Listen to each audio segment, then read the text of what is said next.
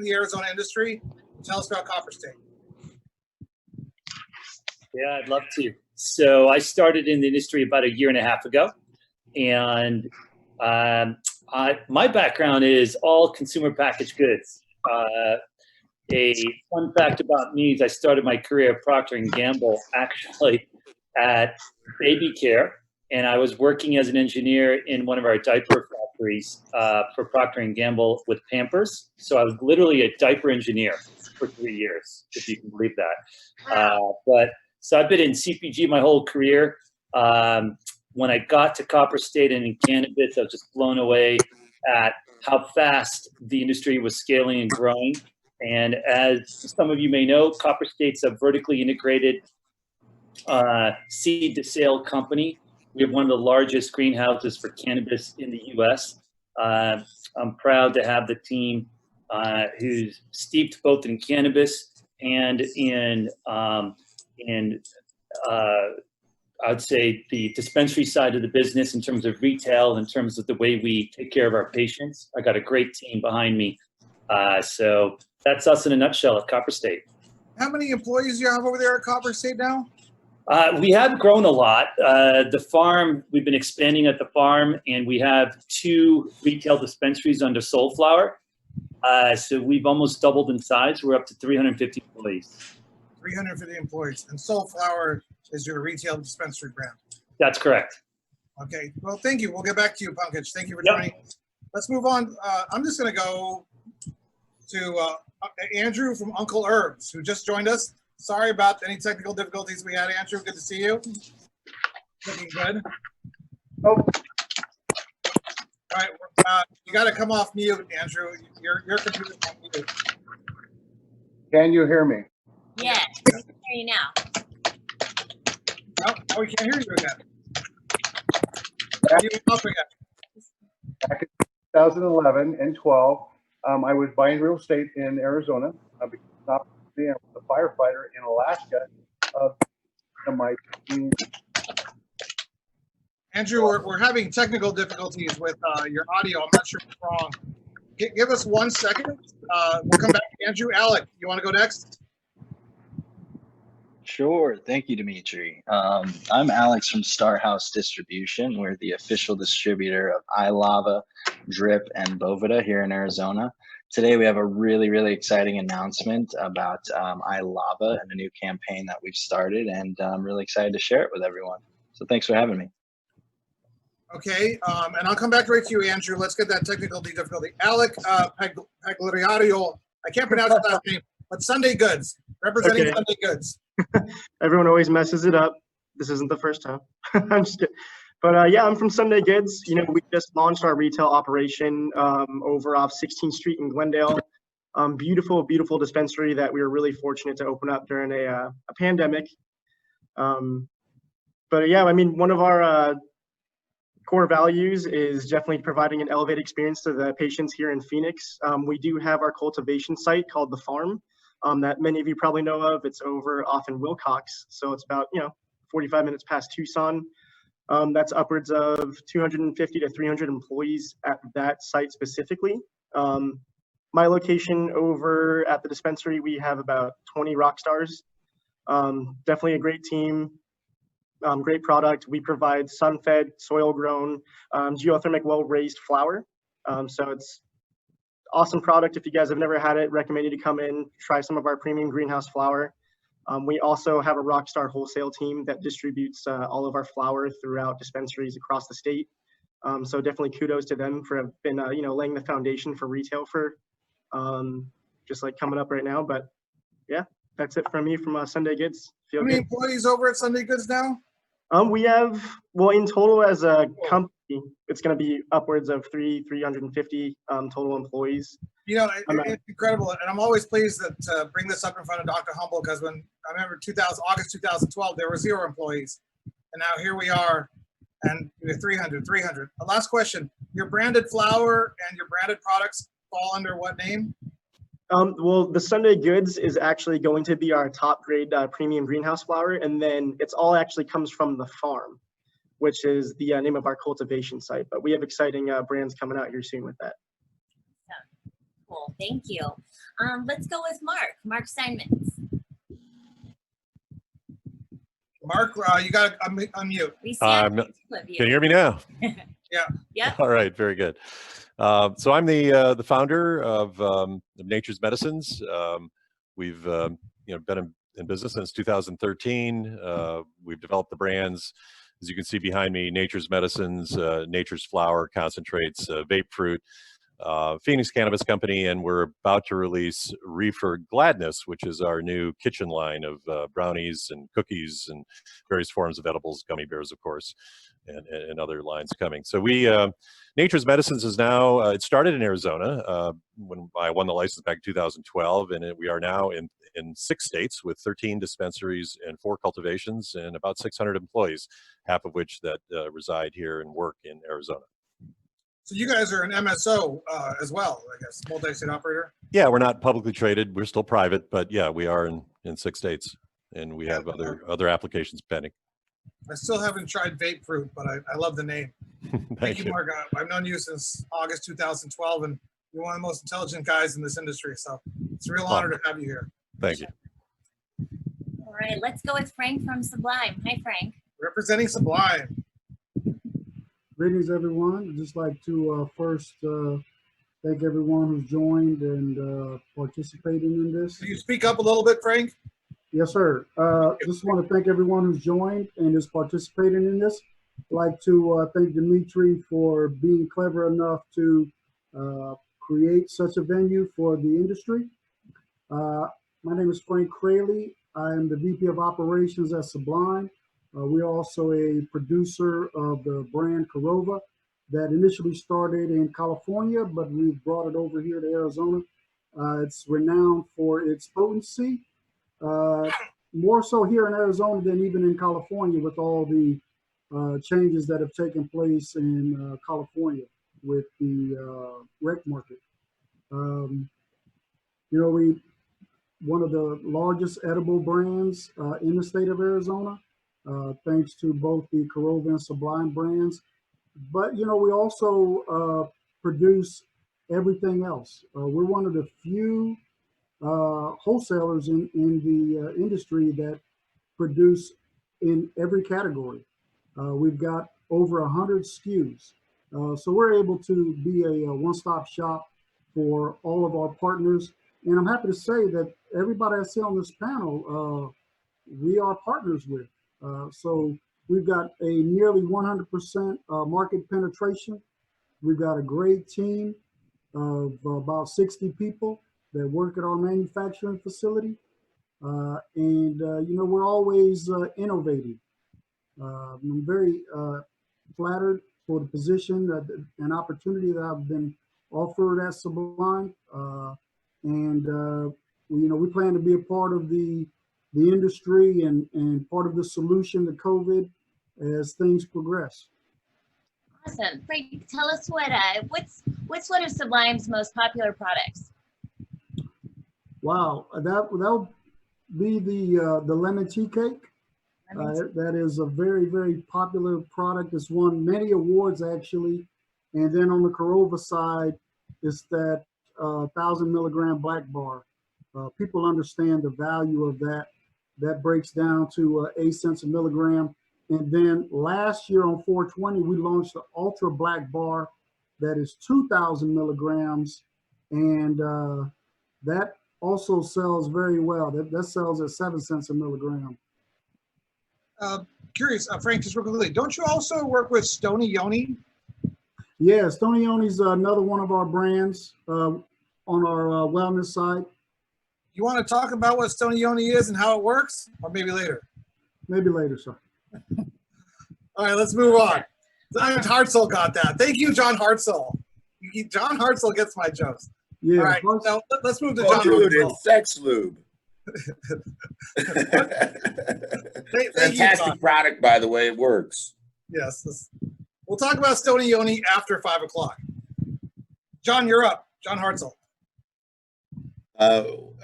Again, thank you so much, Dimitri and Danielle, for the wonderful communication and the leadership during time where we cannot really get together.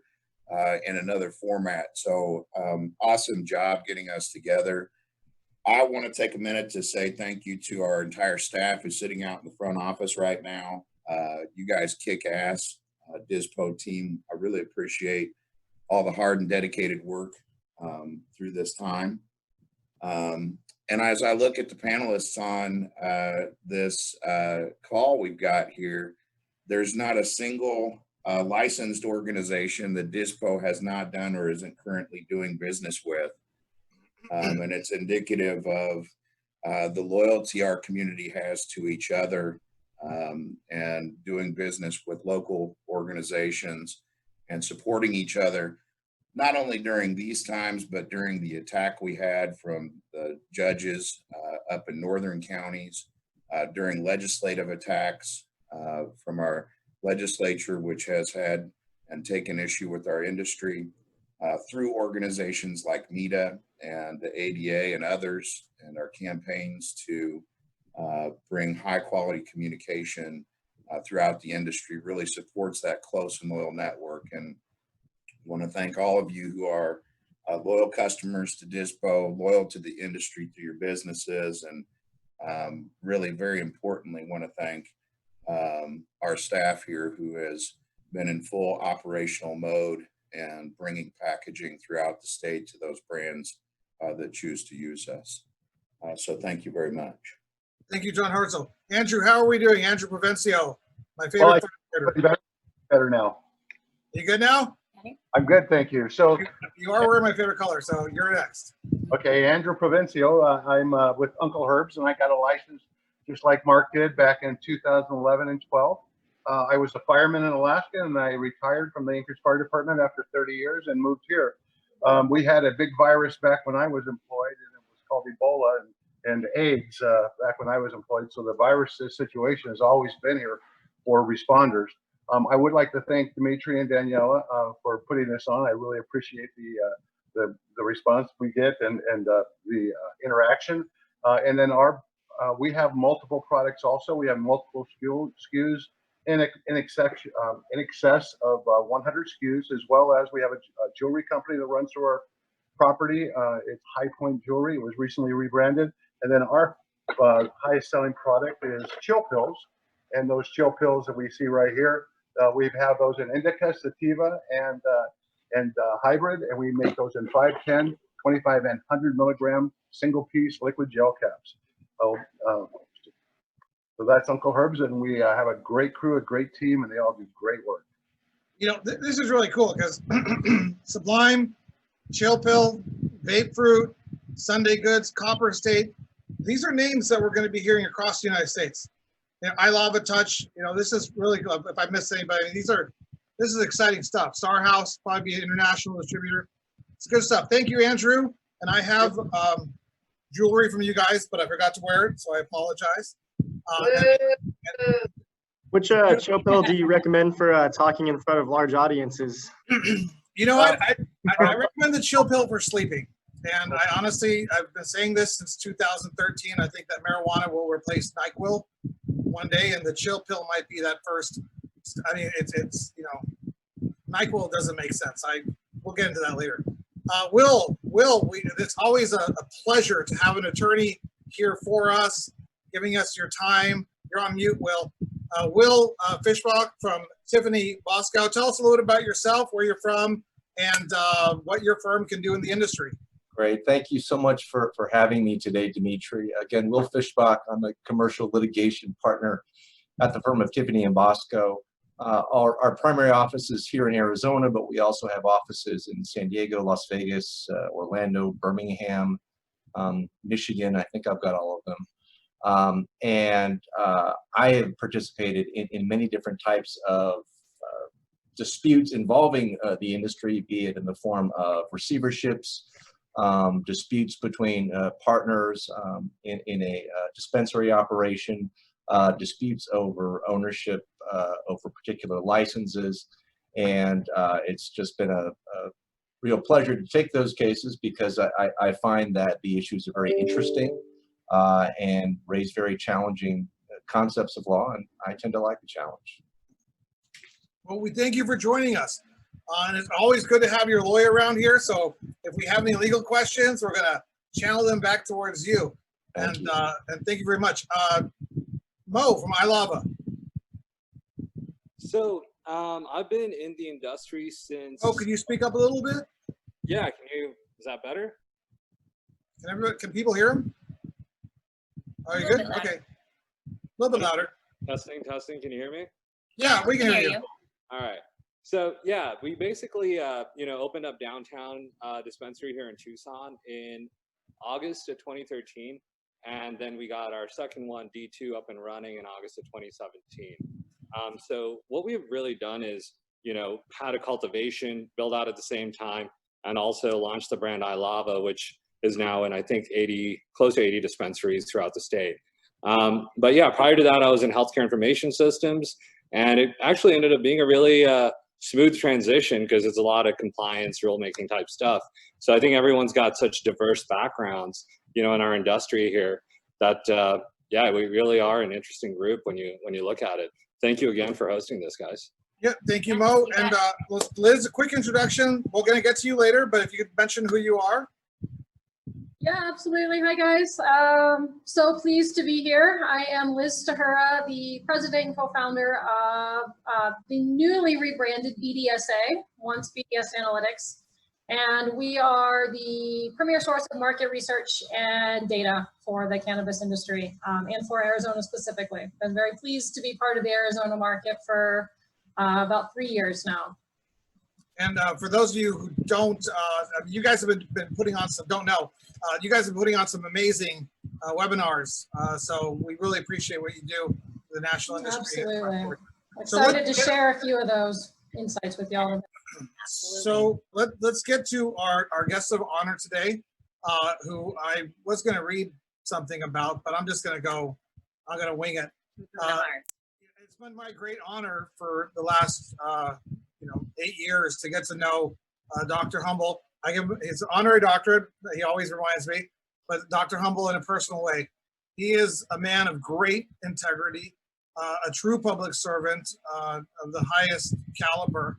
And unfortunately, after he built the Arizona medical marijuana industry from 2010 through 2015, he left the office to pursue other things.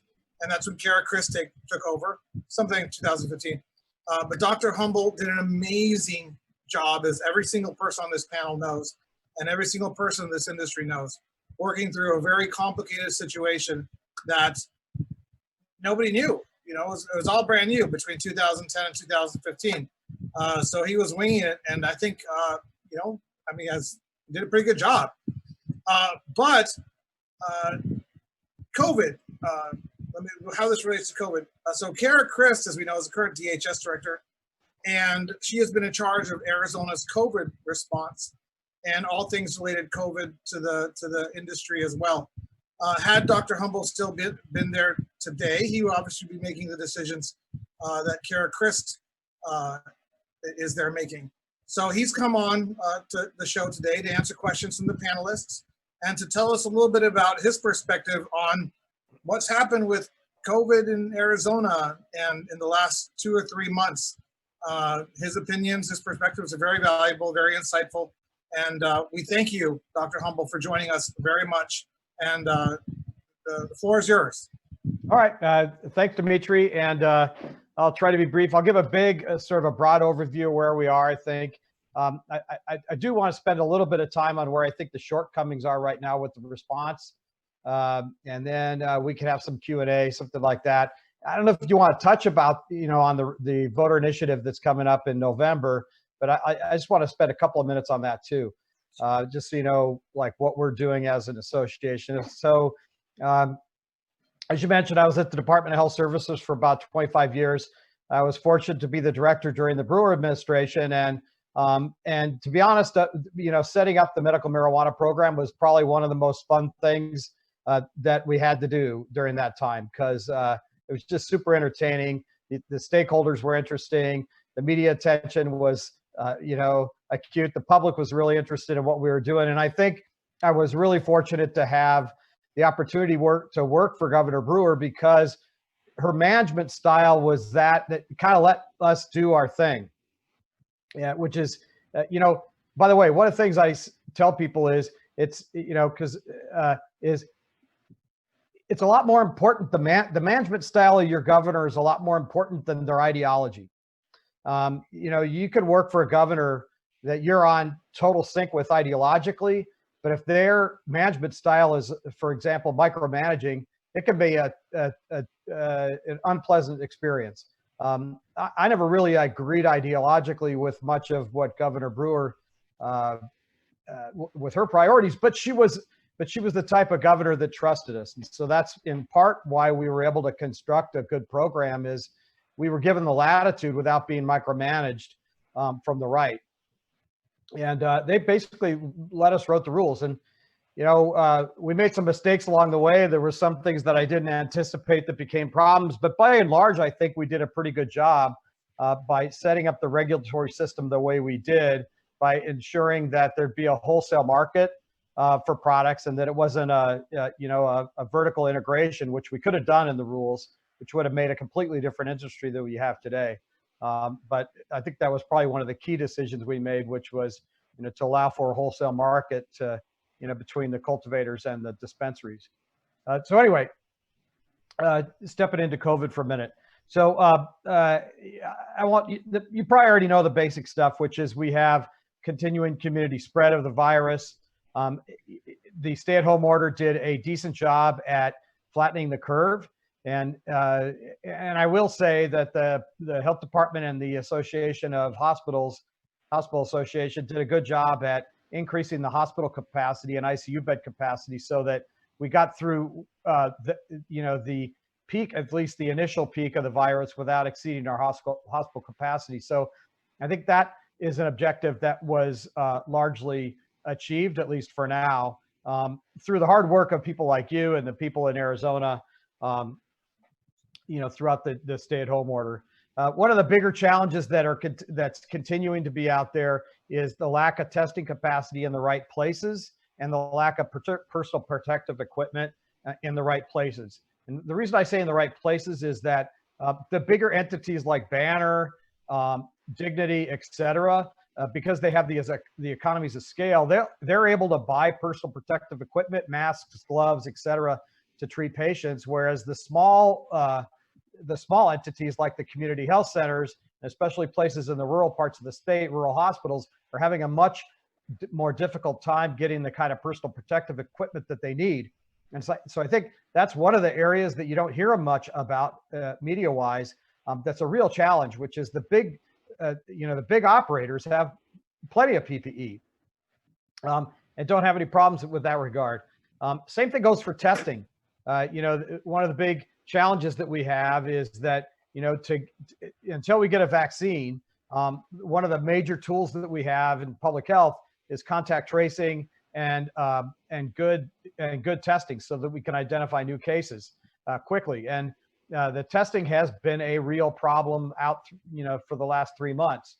And places like Banner and others, Walgreens, et cetera, have plenty. They've got the economies of scale, and they can buy the test kits that they need to do these mass test events, for example, on Saturdays. But again, the real problem are in the community health centers, in the clinics, the small operation clinics where they have clinical interface with patients. They need to do that diagnostic testing, but they can't get the test kits because the big operators have bought them all, because the vendors, the wholesalers, they want to sell, thousands and thousands of units, and the small operators can't afford it, and therefore become not a desired customer. So those are a couple of the big things that I think are continuing to be challenges right now.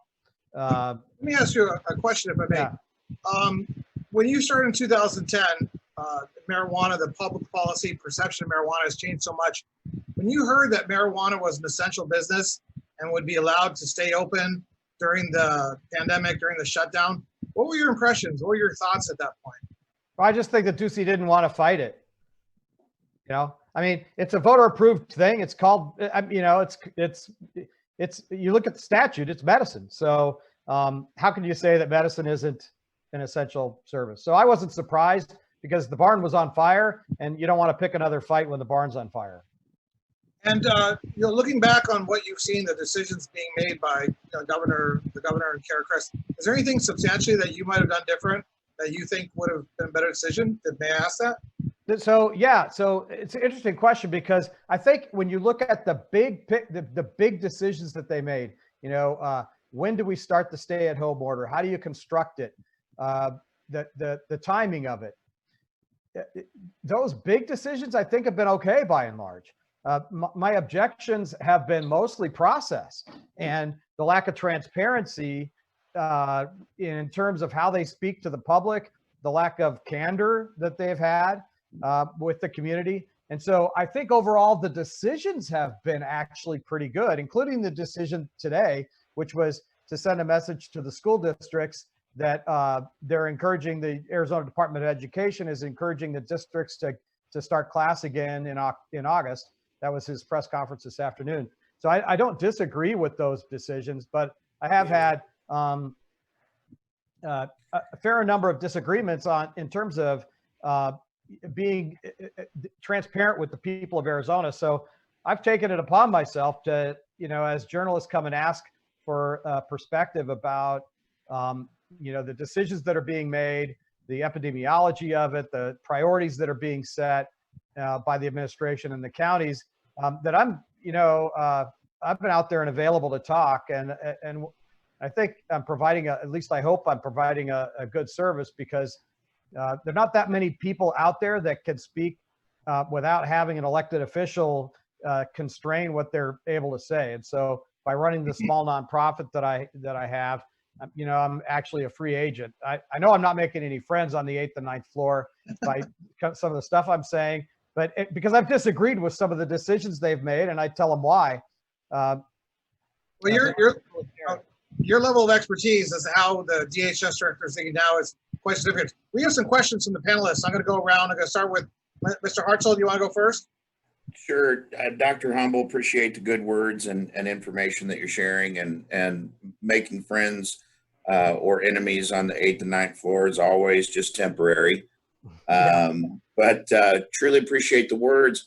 When you're talking about shortages of PPE or testing facilities and other really essential services to this industry, are there any provisions like they have on a national level to collect supplies that are in demand, to spread them across those locations and high need areas?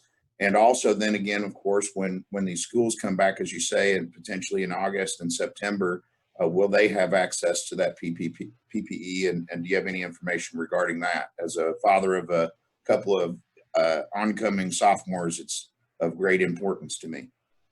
Yeah, so good questions. No, I don't believe that there's an organized effort on the part of state government to be sort of a purchaser, wholesaler, or distributor of PPE or testing equipment. It's a very decentralized system here. State Health Department hasn't really taken an active role in doing anything like that.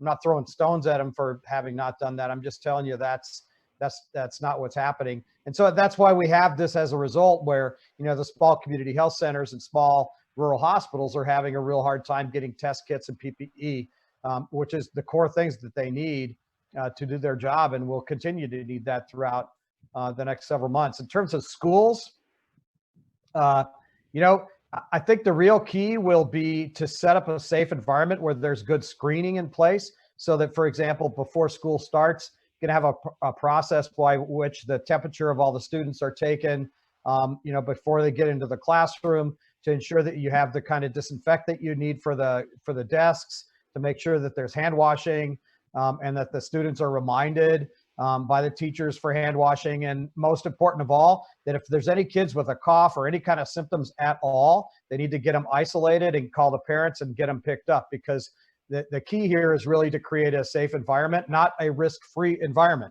And that's the thing about starting up school. That's why I don't disagree with what the governor decided today, because schools provide a lot of services that are super critical, not just the education, it's nutrition, it's physical activity, it's the social connectedness that they get from school. So it's not just math, science, and that kind of stuff. It's you know, it's the environment that it creates, and that creates a more healthy mental health environment too, when kids can connect. And so I think overall the benefits of opening school outweigh the risks, but the risks are still there. But schools are going to be responsible for managing those risks, making sure that sick kids don't end up in school, and that they have the kinds of disinfectants and things that they need to manage the risk. But having said that, there will be outbreaks, you know, in school. So allergy season is going to be a lot of fun. Everybody's going to be wearing a mask just because of allergies and be thrown out of their school. But Frank, and let's everybody has a question, so let's make the question short and the answer short. Frank, what was your question? You're on mute, Frank. Yeah. You know, I just wanted to comment on the question about cannabis being essential. You know, Northern California was one of the first large populations to go into a stay-at-home situation, and they initially tried to make cannabis not essential, and that went over like a turd in a punch bowl, and they had to retract that very quickly. And then here in Arizona, you can't have it both ways. If you're going to say that cannabis is medical, you can't all of a sudden decide it's not for medical purposes.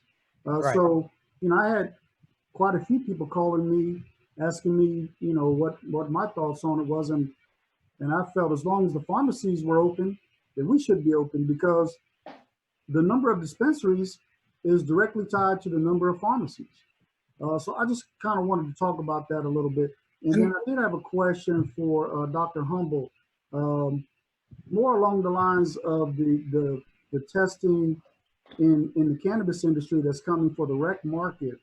You know, to this point, there have been no approved testing facilities. And, you know, we make products that are 6-9 months shelf time, and I can't even test my product to make sure that it's viable come 1 November. And that's a real problem for us in the industry. What are your thoughts on the flexibility of that date and the letter of the law versus the spirit of the law, and the intent of making that date 1 November? And, you know, how can we go about doing what's best for the industry under the circumstances? Do you want my honest opinion on that? I do. I think you guys need to get ready to sue them. I mean, if they're not going to get ready, by that I mean the Department of Health Services. If they're not going to be ready for a statutory mandate that they have, and that costs you as an industry to be, so that you can't be in compliance with the state statute, you got to sue them. There's Tiffany Bosco. There's your first job here for this thing. But you know what, Frank, you actually gave us a really good idea. We can do a whole hour or two on testing and the upcoming testing, probably at the beginning of July. The June META is going to focus on up and coming women in the cannabis industry. So that will actually be our July topic. We'll do the whole testing. We'll put that all together. Thank you very much for that. You know, Dimitri, it's not the first time Sublime has been cutting edge here. Well, you just are cutting edge man. Pankaj, your question for Dr. Humble. Yes.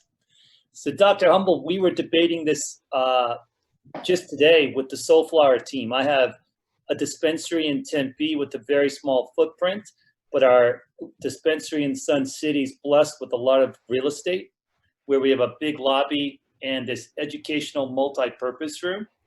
And we're gonna embark upon the journey of going from one-to-one patient advocate to patient facilitation of the transaction, to where we're going to allow patients to come inside this large lobby and segregate themselves into this educational multi-purpose room.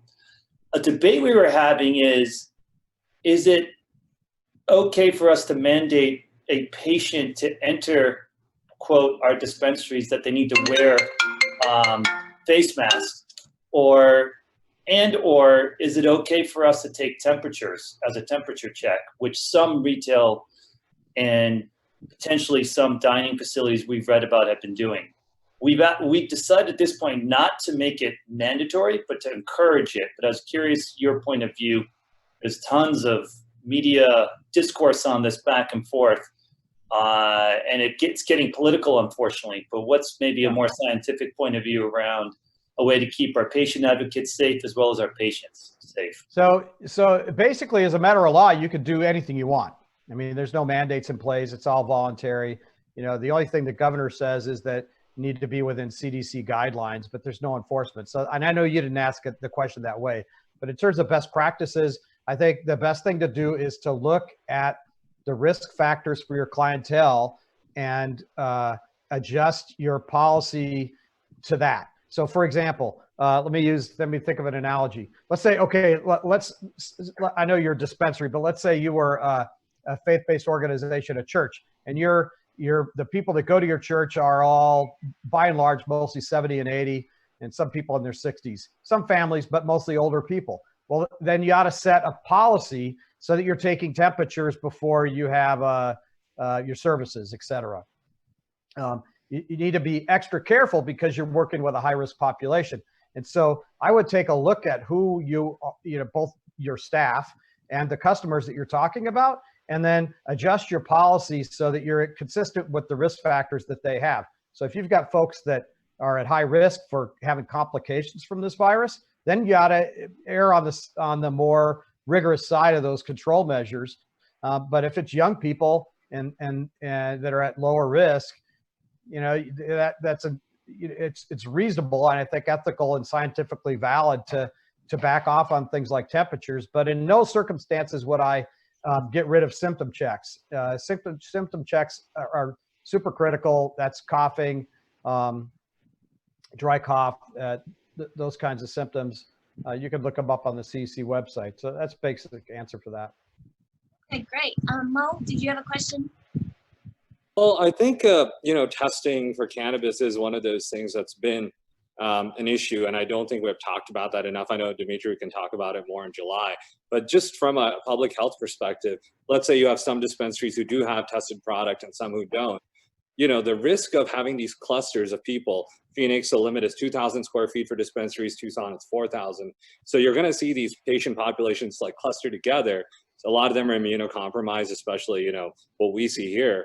So from a public health perspective, do you think it makes sense to have that argument? And if you were still director, would you look at that and say, hey, we need to eliminate the testing issue because it's going to lead to supply chain problems, but also patient safety issues, because you're now going to be lumping all these people together in really small confined areas if not everybody has tested product. Oh, so what you're saying is that if some of the dispensaries can't meet the statutory mandate to test for those new testing requirements, then all the patients will be going to a few other, like less dispensaries, right? Today we have 235,000 patients in Arizona, and let's call it 120 dispensaries. If that was to drop by even 30% or so, you'd just see a population go into a much smaller group of dispensaries. Yeah, no, I mean, I think to me, I sort of think about that as if to try to prevent that from happening in the first place. Yeah. There's some talented people at the state health department and the laboratory. I think Steve Baker is he the point person on this? He is. Yeah. So he's a talented, smart guy. He should have the resources that he needs to set the standards in place. What I would do as an industry is just work with Victor and Steve and just try to get it done. Don't try to go through the director's office. That's a waste of time. Go to Steve, go to Victor. They're good guys. You could work with them. So that's my advice, is to try to prevent that from happening in the first place. What's Victor's last name? Victor Waddell, Waddell. So it's, the nomenclature for emails there is the first name dot last name at azdhs.gov. So Victor Waddell, Waddell. Thank you. Steve Baker, and then Ward Jaycox, Ward.Jaycox. Those are three people you can count on. And I know I've heard that Steve is really interested and really wanted this to happen so that he could, because it would be interesting for his career and stuff. So that's my advice, is to work with those guys in the lab and see if you can find out if there's critical control points that they're missing, or, what it is that they actually need that's holding things up. Okay. Awesome. Andrew, did you have a question next? Andrew Provencio from Chill Pill. And Uncle Edward. I like children. Andrew, go ahead. I had a question. So, doctor, with the comorbidities that are out there and the aging and the people with different types of things that cause them to be more likely to have a negative effect. And then we've heard a lot about the vaccines and herd immunity, and then we've heard about this big group of people that had no signs or symptoms. And I guess what I was thinking is like 6 months or a year from now, when we have a little bit of herd immunity because of a vaccine and so forth, where do you think this ends up in 6 months or 1 year out? Where are we going to be? Is it the herd immunity that kind of gets us and we just accept this virus? Because it's not going to end ultimately. Right. So ultimately you hit the nail on the head. What kills epidemics is herd immunity. And there's two ways you can get herd immunity. One is that enough people get sick and recover and have antibodies so that they're essentially vaccinated. I mean, that's what this virus is doing right now. It's naturally vaccinating people. It's infecting them, they recover, they get antibodies, and they're basically vaccinated. But ideally, you don't want people to get infected to get herd immunity, especially for something serious or that can be serious like this. You want to have a vaccine. And so right now there are 3 trials underway that I know of, and I think there's probably more than that. The biggest is a coordination between Germany and the UK. They're in phase 1 large clinical trials now. They've doing both safety and efficacy. The animal studies have been promising. So I'm confident that we're going to have a vaccine. I don't know exactly when. My guess would be something like January. But I think actually it may be something like 3 or 4 vaccines. Because one of the things we're seeing with this epidemic is there's such an investment in vaccine development and technology that there are parallel tracks happening with different kinds of vaccines. Because governments are throwing a lot of money at this. And I think what could in the end happen is that there could be 2, 3, maybe even 4 FDA approved vaccines, for sure by a year from now, but hopefully within 6 months.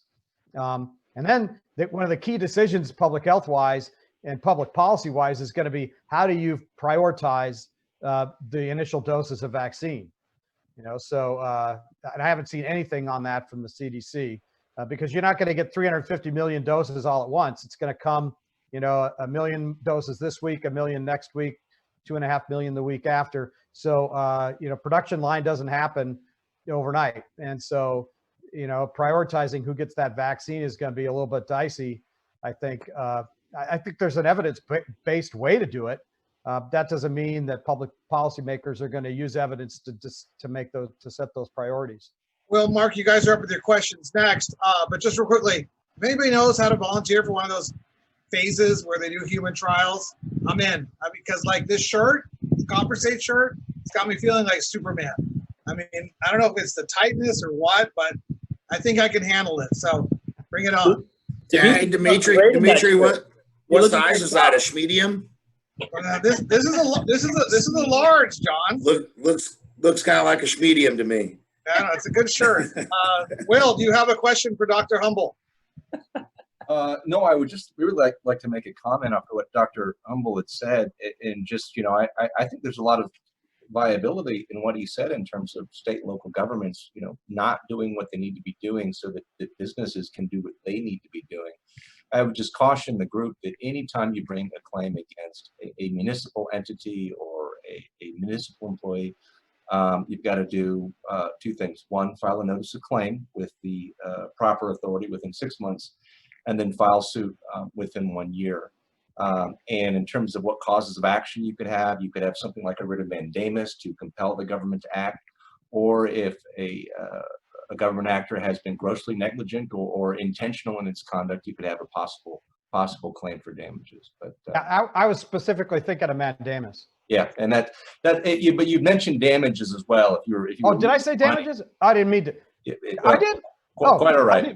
That's what I inferred there. And no. I wasn't thinking damages at all. I was thinking about mandamus to say, yeah. No, I was thinking mandamus. Right. It's okay. That's what we have Will here for. Will, you jump in anytime you want. Correct everybody. Do whatever you want. You're the high-priced lawyer here. Mark Steinmetz, broadcaster, journalist, everything. Do you have a question for Dr. Humble? Well, I don't have a question so much as I just have a comment. I just like to give Will kudos for developing the program the way he did. I mean, he got it off in Arizona on the right foot, and I don't know that I fully appreciated all of that at the time. And I think I speak on behalf of the Arizona Dispensary Association and many of the fellow members who are also involved in MSOs, the multi-state operations. Now that we've seen it operate in several other states, Pennsylvania, Maryland, Connecticut, Massachusetts, and so forth. We really appreciate the Arizona program and the way that the rules are written, the way it was developed. So I know starting anything new is very difficult. You're going to get a lot of flack. Not everybody's going to agree with the policy decisions that are made, but looking back at that, you did an excellent job getting it off on the right foot. I just want to spend a second on a little bit of background on that. So just so you know, one of the approaches that I took through the rulemaking process was to make sure, and this is why I think a lot of people misunderstood me at the beginning, is that one of the things I wanted to do was to start off extremely rigorous and strict with the initial drafts of the regulations. And one of the reasons I needed to do that is because I worked for a very conservative executive branch, and I needed to start at a place that was far more restrictive than I wanted to end up. So that gave me an opportunity to back off, but also built confidence with the executive branch that they could trust me and that I was going to be a rigorous regulator in terms of how we operated and implemented the program. And so if you'll recall, one of the very first decisions that we said we were going to make was to require that there be a 1-year physician-patient relationship between a doctor and his patient before that doctor would be allowed to sign a certification. Now, when that initial draft regulation came out, people thought I was serious about that. Now, I knew I wasn't going to end there, but I needed a place to start my negotiation so that I could come back and end up at a reasonable place, which is, I think, where we ended up. So, so one of the things you have to think through when you're a regulator that's developing a program, you have to think through how you're going to do it, not just where you're going to end up. Well, you did a great job. Thank you. I'd also like to add, Director Humble, that, back in the day in 2013, when I was sending you emails about, this verification system, you were very active in working with me and, helping all of us, because it was a dispensary system-wide issue when AZM MVS was not working. So again, you were more hands-on. I think the current director has been, so I really want to thank you for that. No, I always thought of this program as a priority because the voters approved it and we had an obligation to do a good job with it. So I took a personal interest in it, and I understand that the current director doesn't have the same level of interest that I had.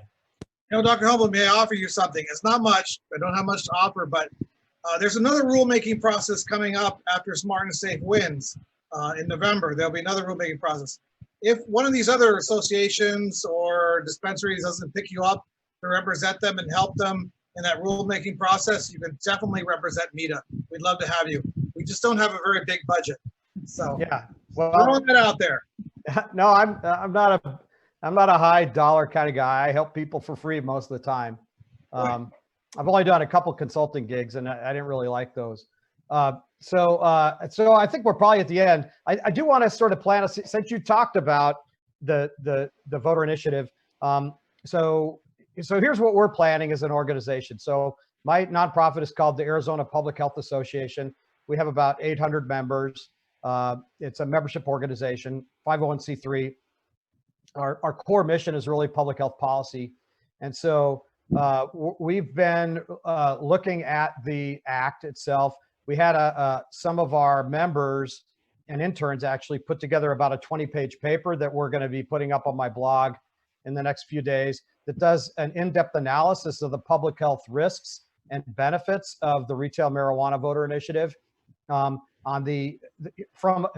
my perspective, the things that I see are the primary public health benefits are that the initiative actually finally gets us to criminal justice reform. To me, the criminal justice reform component is the public health benefit. The fact that less than an ounce is removed as a felony from the books, that has a big impact on people's ability to make a living, on the criminal justice system generally. The same goes for expungement. So while I would love to see the expungement be automatic, at least it provides for an expungement process, and that allows people who have been convicted of less than an ounce convictions to be able to clear their record, which I think has a good positive impact on the social determinants of health. So so there are other benefits as well. Those are the key big ones. Obviously, on the downside is that anytime you're going to transition from a medical program to primary retail, and I know medical will still be there, it's going to provide more opportunities for straw buying, so that younger people, especially kids under 20, have more access to the product, and that's bad for their brain development. So on the negative side, I see more opportunities for diversion to people less than 21. So what we're doing is putting together like I said, we've got a sort of the analysis paper, and then I'm going to be talking to our public health policy committee within the nonprofit to make a decision about what composition to take on the initiative. But just so you know, the statements in the voter guide, the secretary, you send them into the Secretary of State. You can put your comments into the voters guide. You're limited to 400 words, but the due date for that is June 17th already. So the due date for getting comments into the voter guide is before the signatures are actually due, which is July 2nd. That's kind of interesting, kind of weird thing. So we expect to put comments into the voter guide. What I expect us to do is what we did in 2016, which is we put together the public health benefits and the public health risks of the language in the initiative, and then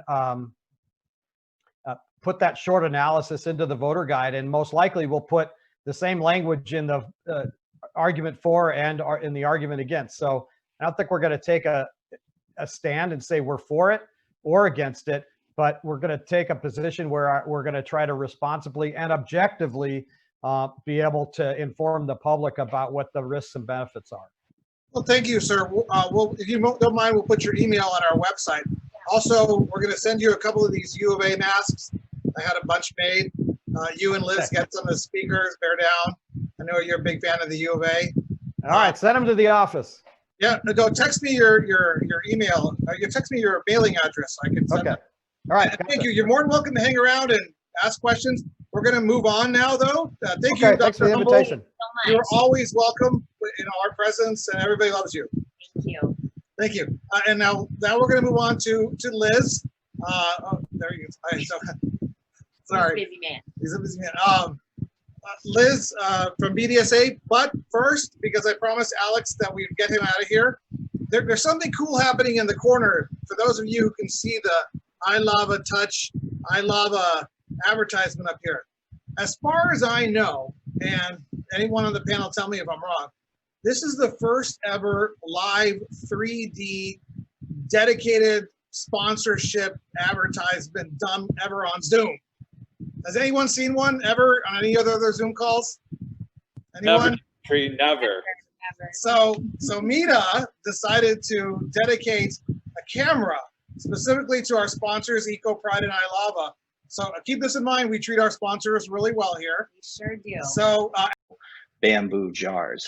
And contrary to popular belief on sustainable packaging, we actually have improved the quality of the containers while maintaining the brand integrity. So you can see everything in the background there is 90% plastic free. Our Touch EcoPride 3.7 ounce. So this is a new larger size available of the iLava Touch, the #1 selling topical in Arizona. It's a biodegradable bamboo on the outside, and the inner container is made of a sugar cane derived PLA, and this is produced without any use of fossil fuels. All of our clear gold and atomic vape cartridges now use a custom molded fiber insert instead of the plastic inserts. And our magma and lumen extracts, which is shown there, the plastic container lids are coated with a biofilm to degrade rapidly in landfills. But the jar is made with resilient and recyclable German glass.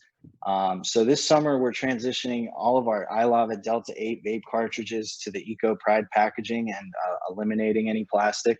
And we're really proud that we can do this without increasing the costs to our wholesale customers and patients. There's so many exciting ways that we're going to incorporate Eco Pride planetary packaging into our customer-facing marketing programs. But why this is important is this is one of the biggest challenges our industry is facing, this high perceived ecological impact of the product packaging. And Eco Pride is more than a package. It's a signal to the general public that we as an industry are conscious of this problem and taking steps to solve it. So this is just a preview for META members and guests. These products are going to be available in limited quantities on LeafLink starting May 31st. And if you'd like some more information, feel free to shoot us a message. Stores can contact us on LeafLink. We do business with the vast majority of stores in the state. So to everybody that has helped make iLava Touch the #1 selling topical here, we really appreciate all of your support. So thank you for your time, and we're really looking forward to rolling this out. Very cool. Alex, you said May 31st it'll be available? Yeah, Okay. just a couple days. So does anybody have any quick questions about their new product or their campaign? All right, good. And so check it out. I've already upgraded the idea. We're doing well with the 3D sponsorship in the corner, but I don't know if Sunday Goods or Chill Pill or Vape Fruit or Tiffany Bosco or Sublime or Copper State has a mascot. But this is what I'm thinking.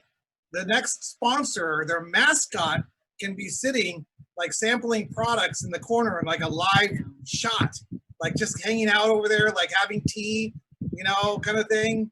Vape Fruit. You are the mascot, Dimitri. What? You are the mascot, man. You know? You are the mascot. You are the META mascot. And we can do 2 or 3, you know, or somebody can be 25 milligrams every 15 minutes until the end of the meeting. So yeah, something like that. All right, thank you, Alex. Thank you, Eco Pride. Thank you, iLava. Now let's move on to a real honored guest. Yes. Liz, So thank you for your excited. patience. So excited to have you here today. A true national presence. Do you want No, go ahead. Oh, sorry. So, yeah, I've known Liz since she co-founded BDS, which is now BDSA, many moons ago. If you just want to reintroduce yourself again and get right on into, everybody's excited to know the national trends and the trends that you've seen in Arizona with the data that you've collected. And then after you do a 10-minute presentation, we'll allow the panelists to ask questions and then keep going forward. That sounds great. Thank you so much, you guys, for having me. It's been a pleasure. And yes, Dimitri, I think it's been just about since day one, 5 years ago, that we've met and that we've cultivated the relationship and had very close ties into the Arizona market. So excited to share with you all some insights. If you guys don't mind bearing with me for just a moment, I'm going to switch over from video to screen share. All right. And just to confirm, Dimitri, we're good. You're looking at yeah, we got PowerPoint screen there? Yep. Okay, perfect. Took over my whole computer. Good. That's what we want for about 5 minutes. So I'm going to move through these slides and these insights very, very quickly because I'm actually really excited to get to the panel part of the presentation and hear from all of the boots on the ground and the experts who are living and breathing and experiencing these trends that we're paying attention to on a national level. So as Dimitri mentioned, BDSA, we are the global cannabinoid market research company, although we have our roots in the USA and specifically in the Western states like Colorado, California, Arizona. So just wanted to take you all through a couple quick insights between our retail sales tracking, industry forecasts, and consumer insights data. We've been tracking the Arizona market both from a retail point of view as well as a consumer point of view for about 3 or 4 years now.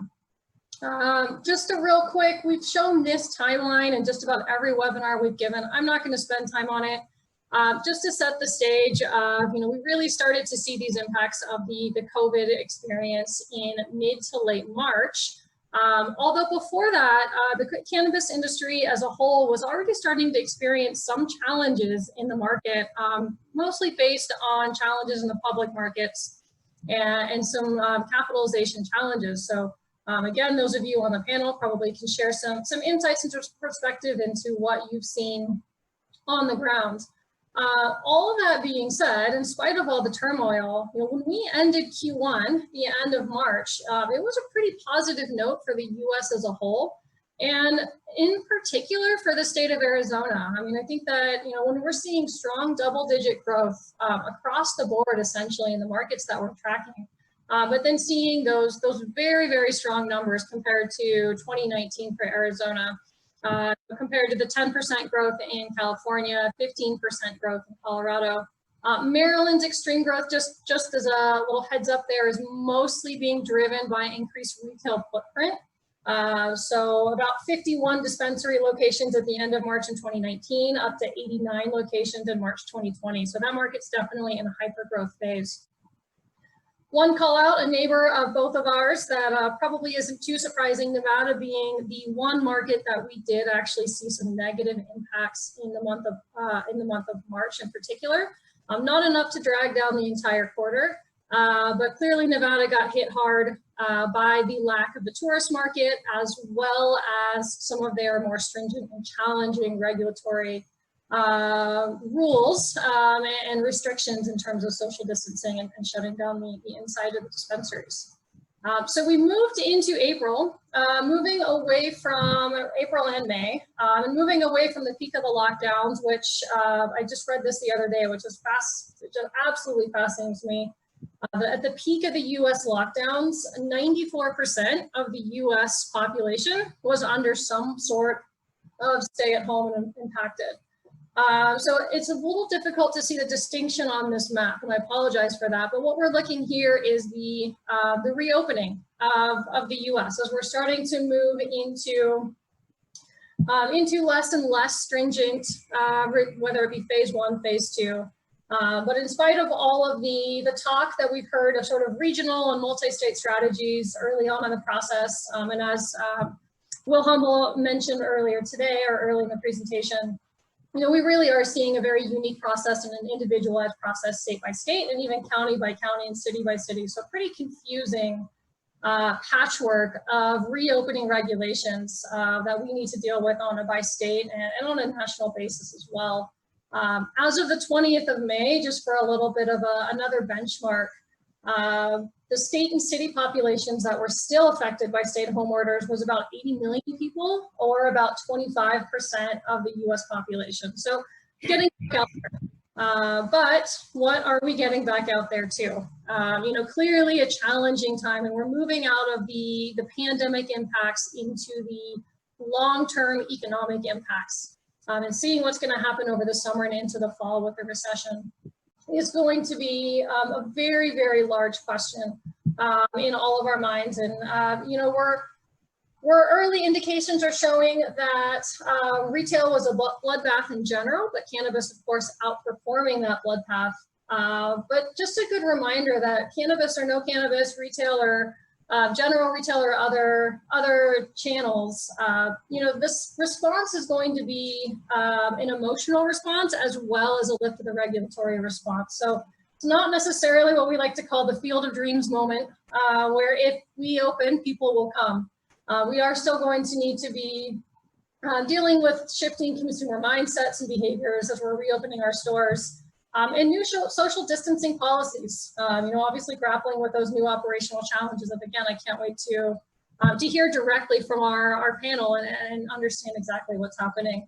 But so what does that all mean? So let's take a look at some of these ongoing sales numbers. So just a really quick note about these numbers. This is our early indicator directional data. So it goes all the way through May 16th. Because it's early indicator data, it is not our projected data. So this is a national sample of retailers. Our fully extrapolated and analyzed April data actually was just available late today. And just to give you all a preview, for those of you who are clients, probably seeing these numbers hit your inbox very, very shortly, if not first thing tomorrow. But April did end up as yet another positive month for Arizona. And once again, Arizona outperformed many of the other state markets in the US. So kudos to continued strength in overall retail sales numbers for the state of Arizona. But if you look at this ongoing trend, I think you can see a couple really interesting things happening. You can see those early dips and surges in mid-March, where consumer behavior was incredibly reactionary. Consumers were reacting to the news cycle. They were reacting to stay-at-home orders. They were reacting to changing sort of fear-based stories in the news. And we saw extreme surges, and then we saw some pretty extreme dips in the month of March into the early part of April, where we then started to rebound back again as things like the stimulus checks and a little bit of a settling into normal started to come in around the end of April. Very, very strong 420 did help us move into a more typical sales cycle. So now we're getting back into that cycle where weekday and weekend sales patterns are re-emerging and stabilizing, and looking a little bit more like that pre-COVID-19 typical behavior, where we're seeing that more normal, although potentially altered shopping behavior. So, the kind of the takeaway here is we're moving out of that incredibly reactionary stock up, stock down behavior, but still looking for those longer term impacts to see what's going to happen. Obviously, April was a strong month, but to see what's going to happen in May and into June as potentially some of these economic challenges continue to follow us within the U.S. And speaking of long-term consumer behavior, just a couple of these major consumer trends that we're paying attention to, both in Arizona and nationally. One being, again, that stock up behavior. So as you can see here, what we're looking at is the interplay between store traffic, so number of transactions, as well as transaction value. And you can, again, see that peak of that stock up behavior, which, by the way, cannabis is a very unique industry, and it also follows many of the same shopping patterns and behaviors of just about any other industry. So we look at traditional CPG markets and traditional CPG industries, and in particular, both the vice categories, so alcohol and tobacco, which are relatively recession resistant, as well as the healthcare categories, which also tend to be recession resistant. So cannabis being in that unique place of falling into both sides of the spectrum, where we see about 70% of consumers in the US report utilizing cannabis for social and recreational purposes, whereas about 50 or 60% self-report utilizing cannabis for health and wellness reasons. And of course, there's that overlapping 30% or so that state and are very aware that they're utilizing cannabis for both purposes. Again, two different ways of insulating the market as compared to some of these other retail industries that are seeing much more significant challenges. The other ongoing consumer shift in behavior that we find very, very interesting, and I do believe that this is going to be something interesting for Arizona as well, although this sample is looking at California retailers, is this shift towards click and collect, delivery, and other online fulfillment methods. So I really do like this chart. What we're looking at specifically, just to kind of orient you all, this is a subset of California retailers who already offered all three major types of fulfillment before the social distancing and stay-at-home rules were enacted. And so what we're able to see, so these are retailers that already had click and collect, delivery, and of course in-store shopping. And by isolating this sample of retailers out, what we're able to look at is the same store impacts on shifting shopping behavior and methods. What we're not looking at, just to be clear, is an overall indication of the growth of delivery or click and collect in California, because the sample's not accounting for new stores adding that fulfillment method, or the increase in market share for delivery only outlets in California. But what we are looking at is again, further indication of a long-term shift in consumer behavior. And again, this is reflected in general retail as well. And one of the things that I've always thought and mentioned and hypothesized is that these large impacting events, such as what we're going through right now with COVID, such as the recession, that we went through in 2008, 2009, such as 9/11 back in the early 2000s, what these sort of shifting indicator points in time can do is to actually exacerbate trends that were already starting to occur within consumer behavior. And we're certainly seeing that with this shift towards online shopping and online shopping behavior. What you look at that blue line there that really expanded with the click and collect, the curbside delivery essentially. A lot of that was need-based behavior, and is now starting to react back into your more typical levels. But what we're not seeing come back down is that delivery. So the 2 weeks of March, 6% of dollar share was coming out of delivery in these California stores. Moving towards the first 2 weeks of May, where we're seeing up to 16% delivery. So we do expect this trend to not only continue, but as the governments and the state bodies start to become more accustomed and more open to this delivery method of fulfillment, we expect to see this trend continue in the longer term. Liz, I think that panel, that particular graphic was a big hit, but not for the reasons of the data. Forget Why it. was it a big hit? I'm just kidding. It just starts to get you a little dizzy. Or so to speak. Maybe something else. Somebody commented about something. All right, well, this is a pretty good place to end it anyways. And I think that just the point going on forward is, while we've got some pretty big challenges and some hurdles and some hills to climb in the second half of 2020, the BDSA forecasts remained remarkably positive, not just for 2020, but for the 5-year impact or outlook as well. We're forecasting the legal cannabis market to hit almost 47 billion by 2025. The US market is going to account for about 30 billion of that. And Arizona specifically is forecasted to hit about over 1.5 billion by the end of 2025. So very few industries are positioned to share this sort of growth. And big picture really does remain positive for the cannabis industry as a whole. We do expect to see some short-term challenges, of course, in terms of supply chain challenges, social distancing requirements, capital constraints on an ongoing basis, and potentially some demand impacts for tourist-focused markets, which I think Arizona is a bit more insulated than, say, Nevada or even California and Colorado. So while we might be seeing a leaner and meaner and more efficient industry on the other side of 2020 with potentially some fewer players in the market, again, we really do believe the fundamentals are strong, not just for the cannabis industry in the US as a whole, but for Arizona in particular, and really looking forward to seeing what's happening and what we have in store for the back half of 2020. Well, thank you, Liz, very much. How do we unshare where I lost Liz? Liz is over there. So let's go around with the panelists, and there's a lot of, I'm sure you guys are having deep and profound thoughts about your organizations, the Arizona marketplace, the national marketplace. So maybe not necessarily a question for Liz, or a comment in general, but if you have a question for Liz, ask her this question. If you want to make a comment, make a comment. Mo, maybe we can start with you over there in the ILAVA area. What do you think about what Liz just presented in the marketplace? I think that, we're looking at data today in a medical space, and it's tremendous the amount of growth that will happen in adult use.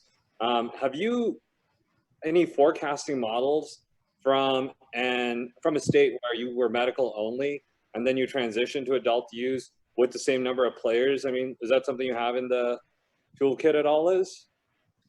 Arizona is pretty unique in just how established and frankly sophisticated the medical market is.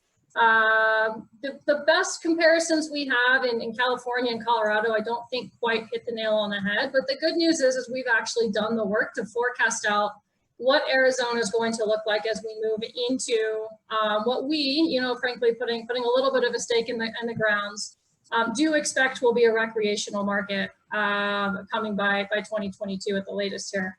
And so you know, some of the interesting things, and I'm turning my head here to look at the data that I have right here in front of me.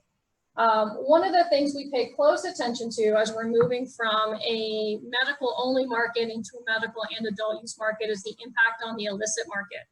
And we do see Arizona following a little bit more of the model that Colorado followed, which means being able to have a very good handle on the illicit and the gray market and that transition out of that market and into fully regulated markets, as opposed to states such as California and quite frankly up in BC and in Ontario, where we're tracking the sales in Canada, where there's a much more established gray market, illicit market, legacy market, kind of however you want to think of that market, that positions some challenges for adult use growth in the first couple of years of establishment. You know, California being the classic example where sales actually went down in their first year of adult use legalization, as opposed to going the direction we all expect it to go, which is safely upwards. Alec or Frank, and we'll go over here in this order. I have an order on my screen. Before we get into stories from the front lines as to how COVID has impacted you guys' businesses, let's, Alec, do you have any comments, thoughts, or questions for Liz? I just thought it was interesting with the growth aspect, and you know, we're supposed to be sharing what she said, over a little over $1 million or over $1 billion. I'm sorry, come the other side of 2020, if I'm not mistaken. And I do feel that we are insulated in terms of traffic. However, I mean, I'm not sure what kind of data that comes from for like the snowbirds that come here during the winter times, and then we also have what's it called in March, baseball, spring training, hitting here, and then how that'll be affected once it goes recreational, because I know that'll, we have a ton of people coming from California that, already get to participate in recreational use in California, and how that's going to translate as soon as it comes here with a lot of those, tourists heading this way. Yeah, I think it'll be really interesting. It's such a great point there, Alec, to see how the growth perhaps of the adult use market might be stymied a little bit by the lack of tourist dollars. But because you're currently a medical market, what we're not seeing is that short-term immediate impact of the lack of tourist dollars on the Arizona market. And that's really where, the second half of 2020 comes in on that sort of insulation. And I think that's part of what we see when we look at that first slide where we're comparing market by market growth for those states. And except for Nevada, all showing very positive growth, but Arizona really, really seeing an acceleration of growth in 2020, as opposed to some of those challenges that, Colorado, for example, where we estimate about between 7 and 8% of the total sales for cannabis coming from the tourist market. Looking at the Colorado Department of Revenue is estimating that the cannabis sales in Colorado are actually going to decline by about 3% for the next fiscal year, which starts in July of 2020. And their basis for that prediction is purely based on the tourist market. We'll see if that comes into fruition. We actually think that the market might be a little more insulated than they do, but that'll be very, very interesting to watch over the next few months. And if we can move forward real quickly, I'm looking at this group here: iLava, Downtown, Jonathan Hartzell, Dispo, Andrew Provencio, Chill Pill, Nature's Medicine, Sublime, Copper State, Sunday Goods. You guys are all so positioned so well for the expansion and growth. I mean, it's just, these words just supposed to be so exciting for you. Punkage, thoughts, comments? I have a comment. We'll start with that. I'm sorry. My comment would be, for all of us, Mo and Mark and all of us on the call, I think the sales are going to increase 200 to 500% across the board. And we have to be ready to take those sales and service all those sales. And we have a unique opportunity here in front of us. And as an industry, we really have to step up and make sure we meet those demands, because we don't want there to be shortfalls and we don't want people to be getting bad medicine. So I would just tell us all to just keep moving forward, move forward as hard as we can to be able to supply that great product across the board. So that's what I would say for the group and ADA and META. That's what we all need to be as good business people with licenses in this current market. maybe to add to Andrew's comments about being good shepherds of the industry, I think as we go rec, it's so important that this community embark upon the right responsibility messages around the usage of cannabis, much like alcohol, much like thinking through how do we do this in a responsible way, and a bit of the comments that Dr. Humble had about those who are under 21. How do we want to make sure we protect those who may not be yet ready to engage in recreational cannabis? Because if we do a really good job as a community and as a group around that, less legislation or other players will get involved in trying to manage our business for us. So there's a responsibility that comes with rec. It's not all, stack it high and let it fly and get people high. We can't just think like that. We got to be responsible shepherds of this business, and we got to do it in a way that will allow for everybody to contribute in a positive way. So I want to just build on what Andrew said. Look at you, is quite the poet there. Right? Jonathan. He's trying to remember it. Remember that. Did you have a question, John? Yeah. Hey, I think that Liz, BDSA, I guess now, but BDS Analytics has been a real major part of our strategic planning organizationally at DISPO for a number of years. And it was the early work that you all did that and presentations on a weekly basis about on these kind of calls about what was happening in the industry and the predictive analysis of what would be happening that allowed us as an integral part of the supply chain to the industry to prepare and be ready for and prepare our customers for what was going to happen during this crisis, but well before that and also well after it. And the preparation you're doing for our organization is invaluable. I know you placed a value on it, and I implore everyone that needs that to chase it and get it and have that data, because it will make us a better industry, knowing the result of the next 6 months before it happens. And we found that you've been more on point with that than any other service thus far. Oh, So thank you. thanks a Thank lot you for so the much, John. information today. Really well done, Liz. Thank you. I appreciate that. Yeah, those words mean more to us than you can imagine. And this is why we do what we do. So, when we always like to say that when the industry wins, we win. So we do everything we can to help that happen.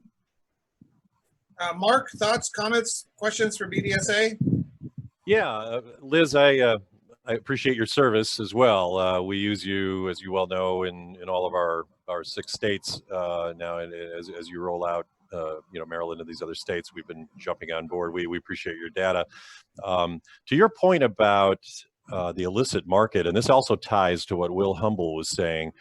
And I don't know, I hope Will's still listening. If not, I'd love to follow up with him one-on-one, but there is data out there in the world that talks about the impact of adult use on folks under 21. And there's something called the CDC, Centers for Disease Control, does a study on teens, 8th grade through 12th grade, every year in every other state.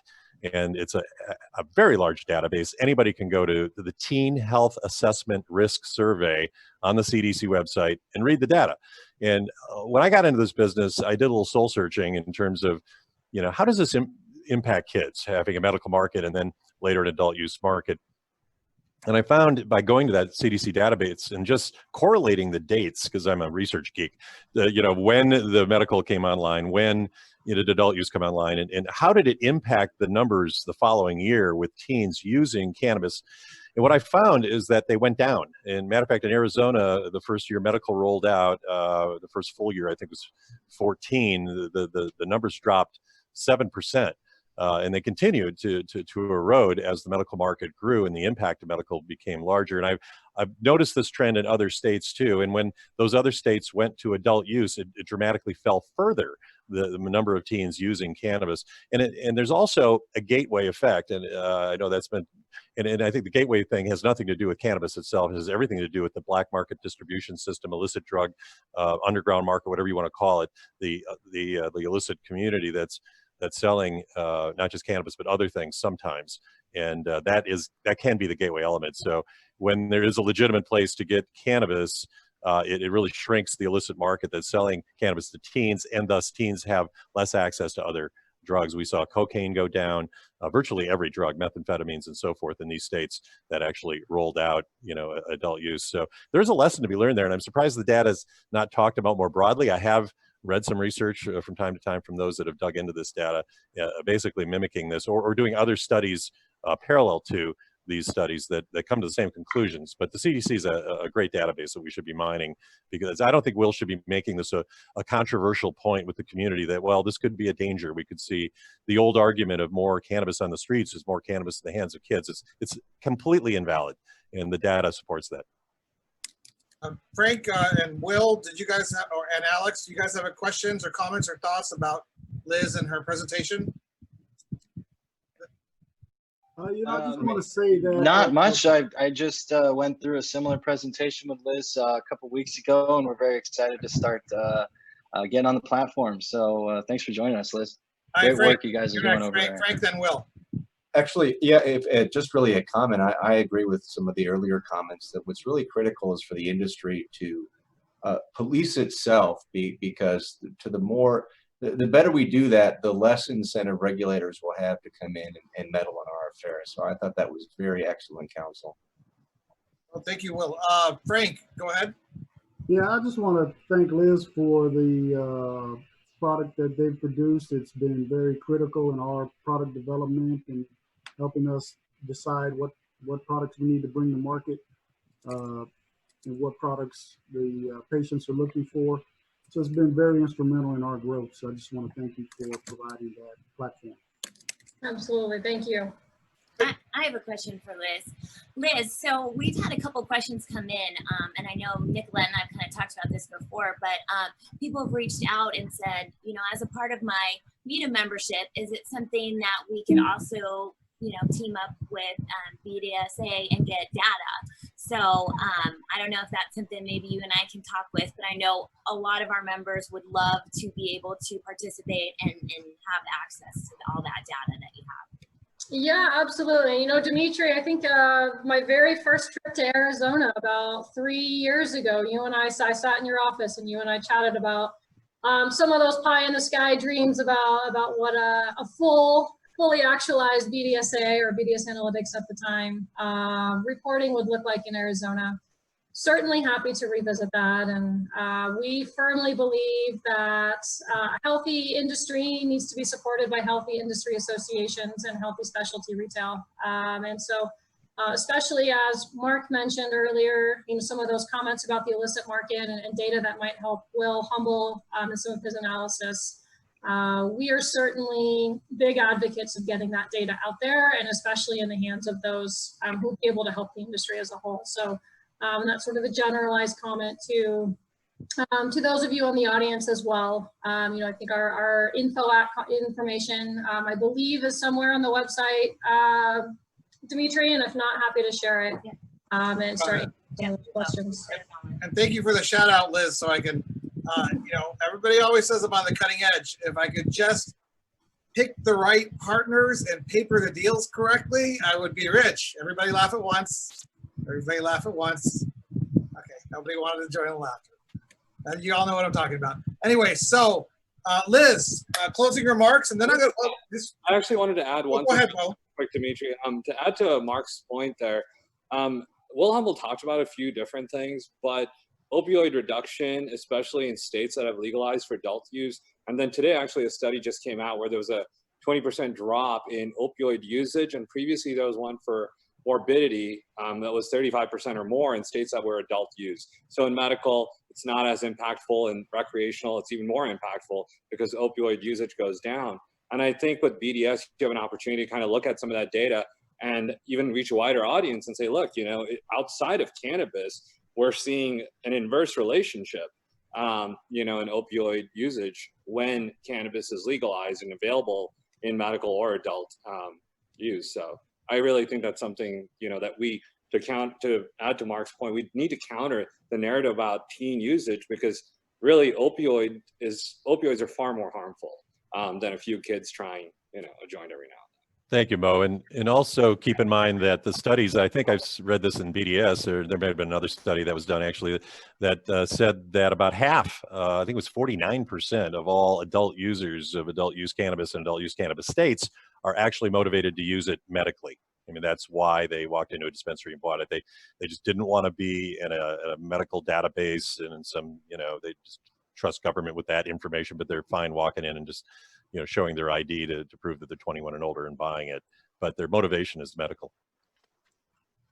All right, now Liz, stick around. We're going to get to what I call stories from the front lines. Each of you can have an opportunity to tell us, imagine you're on NBC News and somebody says, Pankaj, COVID before, COVID after, how has your business changed? Tell us something we don't know. Was there an employee who was really sick? Did you have to redo your hallways? Tell us, how has COVID changed Copper State, the Copper State culture, the Copper State business?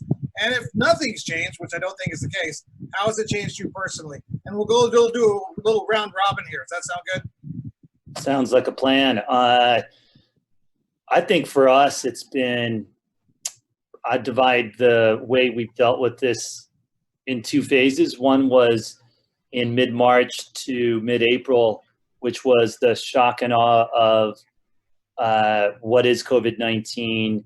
Is this going to affect my employees? Is this going to affect each other, affect my family in a way that is scary, unknown, uncertain? And there was a lot of fear. I think there was a lot of concern. I think it provoked, for anybody who had any form of, there was a range of emotions that I know my employees felt. Simple things, patient advocates, bud tenders, who would normally be very comfortable in most environments were suddenly highly uncomfortable. People at the farm that were hand trimming suddenly felt very uncomfortable with their colleagues because there was less than 6 feet. Anybody who coughed was now being stigmatized as potentially having COVID-19. There was just all that, there's a tremendous amount of concern and fear in that phase one. And we went through an extremely radical level of segregation, isolation. We did what we felt was the right thing to do, both for our employees, the patients, and our family members. And sometimes we erred on the side of being too strict. Sometimes we weren't strict enough. But it involved a lot of daily crisis phone calls. I was blessed with a great leadership team who stepped up to the occasion. Knock on wood, we have not had one single positive COVID-19 case so far, so knock on wood. We felt we may have had a couple of close calls. I do stand corrected. Actually, one employee at the farm was diagnosed with COVID-19 positive, but this particular individual was already isolated, self-quarantined at home, and that particular individual got COVID-19 post being sent home. But so far, so phase two, I'd describe it as accepting the new normal. And accepting the new normal is the phrase that I like to use, which is we all need to work. We all need to make sure we can provide a means to create the medicine, to curate the medicine, and to dispense it to our patients. And at some point, accepting for each person has to have responsibility for how they approach their job. And if the requirements of the job make them feel uncomfortable because of what it may bring to their loved ones at home, they need to let us know, and we will try to accommodate that. But at the end of the day, this is not a non-for-profit. If we can't create the virtuous cycle of farming and putting great medicine into the hands of our dispensaries and our customers, who will then put in the hands of patients, the virtuous cycle ends, and you'll have what happened in the restaurant scene, which is a lot of restaurants are not reopening. They can't go through a complete closure and not reopen and open. So many are staying shut down. Many jobs are being lost, and I think some are going to be lost forever. And that's what scares me, is the economic carnage that's happened from COVID-19. That's what I had actually a lot of sleepless nights, to be frank, just making sure that if we got into a COVID-19 and I had to quarantine a big swath of our employee base, how could we do that safely and save as much crops as we could and still keep that virtuous cycle going? So my lessons learned was communicate, and over communicate with the team. And we did a lot of sessions where we got feedback. Some were uncomfortable, to be honest, because there was a lot of frank opinions and emotions being shared. These weren't easy. My second lesson is really evolve on the fly. So a lot of things we did in the dispensaries was just, we tried a particular model in, let's say, Tempe, it didn't work. They would try again and they tried again. And they finally got to something that worked both for the patients and patient advocates, but really empowered the dispensaries to do what they felt was appropriate based on the size of their square footage and the constraints they may have. And I think my last lesson is really try to listen. So everybody has their own risk tolerance around this. I am wired a certain way. That doesn't mean that the way I think about risk is the way everybody thinks about it. So I tried really hard to listen, and I could feel much more anxiety was out there than sometimes was being shared. And once you kind of open people up, you realize there's a tremendous amount of concern even today around COVID-19. So I think the lasting legacy of this will be for our company. I question whether we need the size of our home office here in Phoenix. I am actually sitting there now. I'm one of the few people who occasionally come to this home office. Everybody else, the finance team, the marketing team, our sales team have stayed kind of working from home. So why do we need to spend all this rent on a home office is a question I have. It's sort of working. I miss seeing a lot of my comrades, but for now, this is kind of working. I think the second legacy is on the dispensary side is everything that Liz shared around curbside pickup and delivery from home will accelerate. All those trends are going to accelerate. So we're looking hard and earnestly at providing those services for Soulflower. And I think lastly at the farm, there were maybe practices we did which if COVID-19 comes and goes, I think we want to be prepared for the next contagion that may come out of wherever it comes out of, because we clearly weren't set up in a way. We had people really closely sequestered together, and we're still not great there. We got to do a lot more work there. So I want to be set up for the next time this happens. Thank you. And folks, this is set up to be like a who's who in the cannabis industry, to give you a snippet of who they are, and their contact information will be on the Mita website. You can reach to them directly, learn more about Copper, Seder, Punkage. But real quickly, I'm going to move to Alex here, but we've had a few questions, and they're very similar questions, and they're going to be for Will, but want to give you like 5 minutes to warm up on this one. About the liability and the businesses and regarding that whole issue. So just take 5 minutes, because I know it's a complicated subject, but there's a lot of chatter about that. Let's move on to Alec. Tell us about Sunday Goods, stories from the front lines. How did COVID treat you? Mute. You're on mute.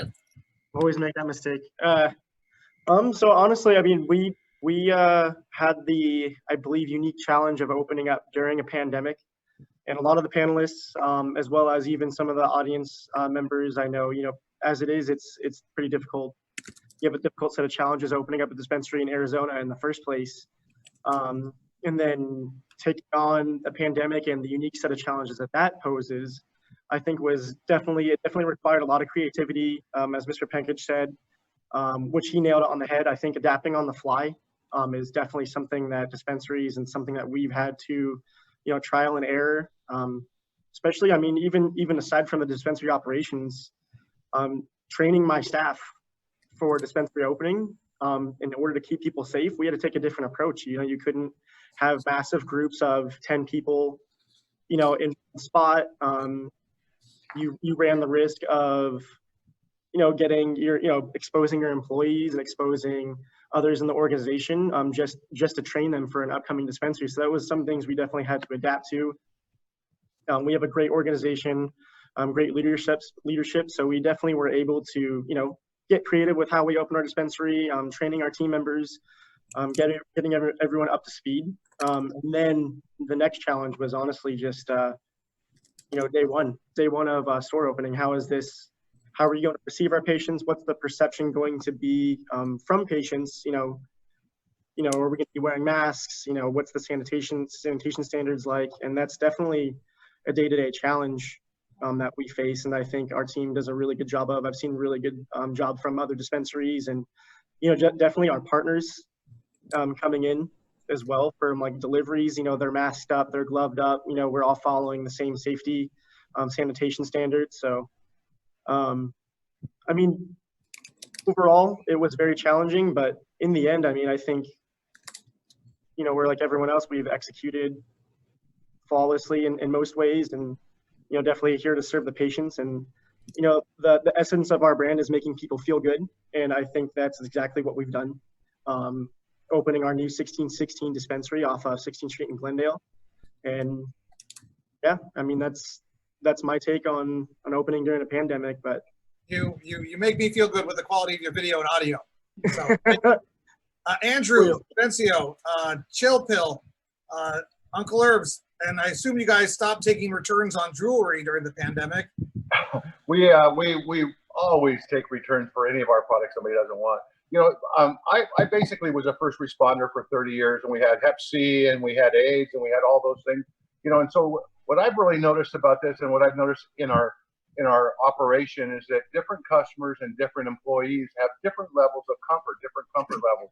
Some people are very, very afraid of this, and some people have different morbidities that cause them to be more susceptible to catching the virus or think they have those. And I think we have to be really, really cognizant of the different levels of safety and concern that each individual has, and then provide them an environment that takes those things into consideration. So some people may always want to go curbside at this point, or never come into your store again because they just don't feel good. And we need to be able to serve those people. And I think we need to be able to serve the people that are younger and would come in and don't really have a care at all.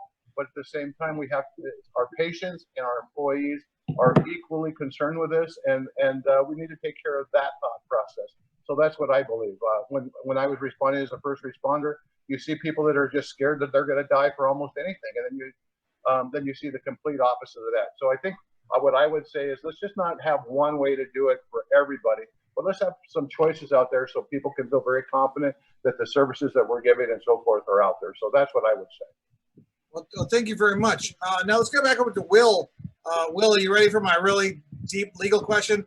A lot of businesses are concerned about liability. There's talk about state and federal liability waivers and this and that.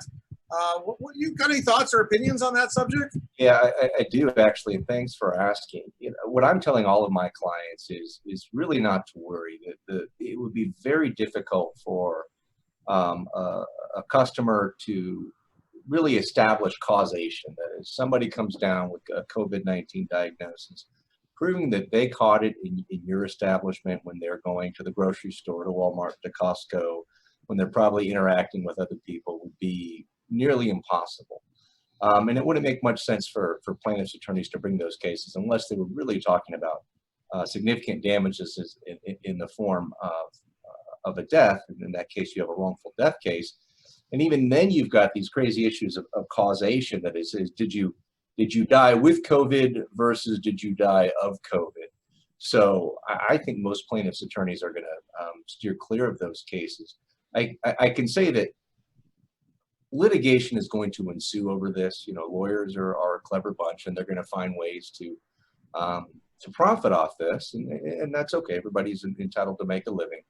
I will say this: we are noticing from our clients just an incredible spike in cyber crimes, in ransomware, data breaches, and things like that. And the catalyst for that are so many people working from home, because it's so much easier to attack and get into a system if you have an employee using a remote access portal. So I think that's something you need to be concerned with, and make sure that your cybersecurity software is buttoned up very tight. Also make sure you have a good cyber insurance policy, so that in the event you do have some kind of massive data breach where, for example, customer financial data gets out, you've got insurance coverage to protect against that. No, that's great. That's great help, Will. Thank you very much. Other than the remarks that you made, anything else related to Tiffany Bosco or personally that COVID has touched you that you want to cover? We're running short on time, so everybody can keep it to 2 or 3 minutes. But you're up first, Will. Let's move on to Mark. Hello. COVID definitely impacted our business in a major way. We were a high volume dispensary over on the corner of 25th Avenue and McDowell, particularly. We had another location that was a little lower volume in Fountain Hills. And the contrast in how COVID affected those two businesses were very different. We were in a high volume dispensary in contrast in Fountain Hills and handled it pretty easily.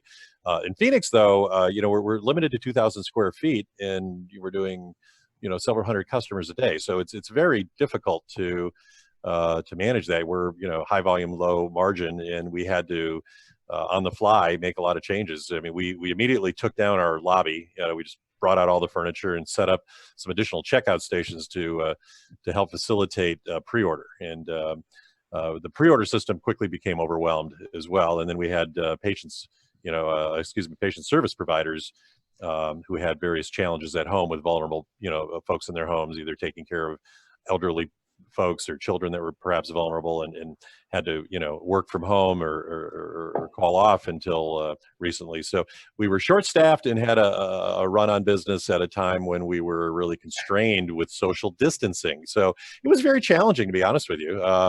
I think we handled it really well. We had to be very flexible. We did shut down a number of the stations, but again, opened up the lobby. We had to turn our parking lot into a waiting area. Thank goodness the weather was nice at that time, but we put up a big circus tent in our front parking lot just to keep people out of the sun, put in a couple of industrial swamp cooler blowers to keep them cool and comfortable, brought in food trucks, gave away complimentary water and food to keep them comfortable. And we tried to do everything we could to accommodate the issue. But while they were waiting outside, 6-foot distancing, we had to have extra personnel to make sure that people were truly, safely distancing from one another, because instinctively they would want to congregate. So we really had to go on the fly and make a lot of moves. Since then we've, set up sneeze guards, at all of our stations. We went out and bought a lot of PPE, face masks, rubber gloves, and so forth. We've given away, I think, more than 10,000 of these hand sanitizers that we had made at our lab free of charge. We took a CDC recipe and beefed it up a little bit with some menthol, or mint, I think it was actually peppermint, to make them smell better, put a little something that made them a little more moisturizing, so it's not just pure alcohol.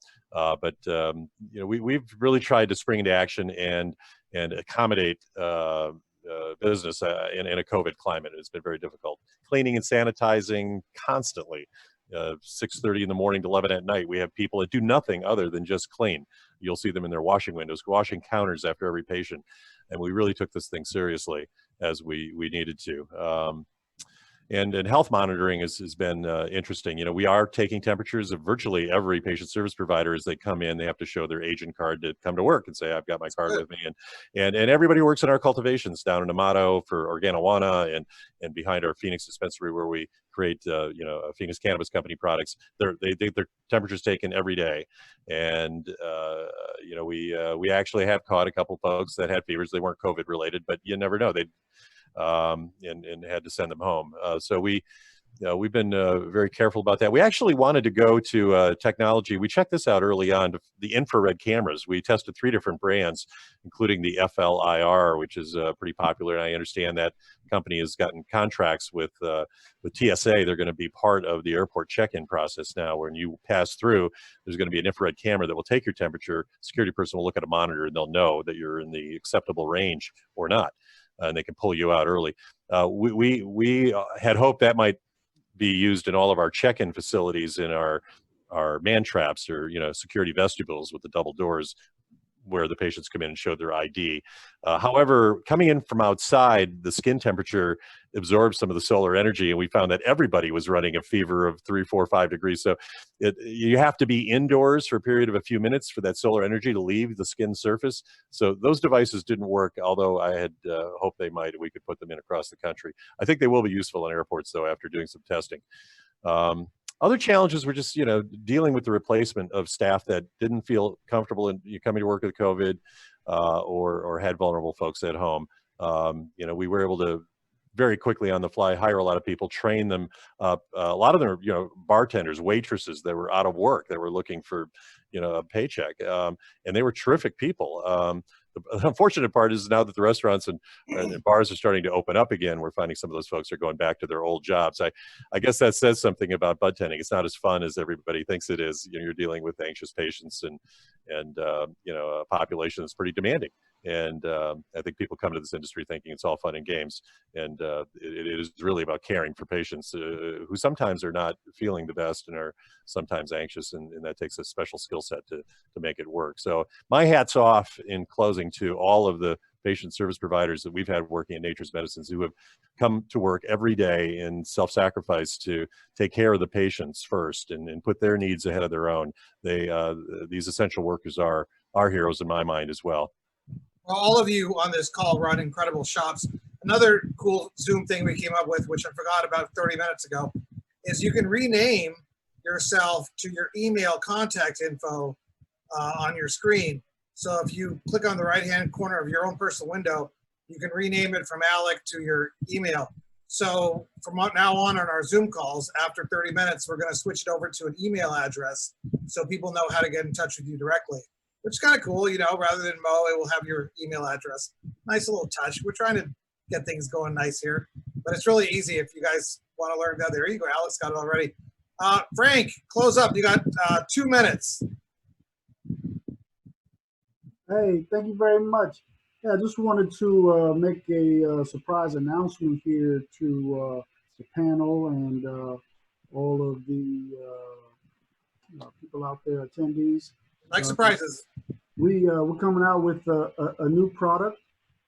It's called Sprinkle, and it is a tasteless, odorless powder that you can put on any food and put in any drink. It's well positioned for the rec market. 10 milligrams comes in this pouch with some instructions on the back. It is a proprietary patent pending nano-emulsified process that is used that will make it hit faster than a normal edible.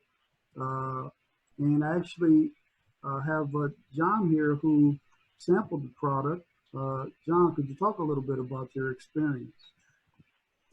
I ate it this morning at about 8 a.m. In 22 minutes, I caught a little buzz.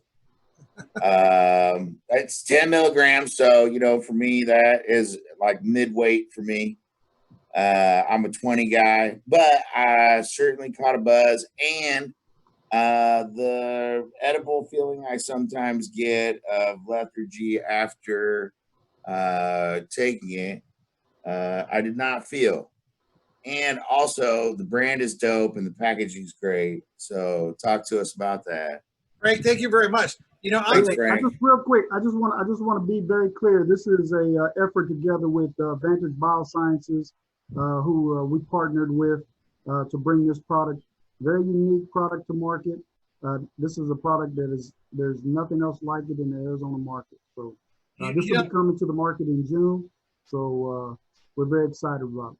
Okay, and you gave me another idea for another virtual event, which is I'm going to invite all of you back.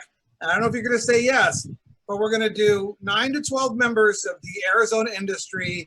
Yes. No limits. No limits. Speak your mind. Whatever you want to talk about, we're just going to go.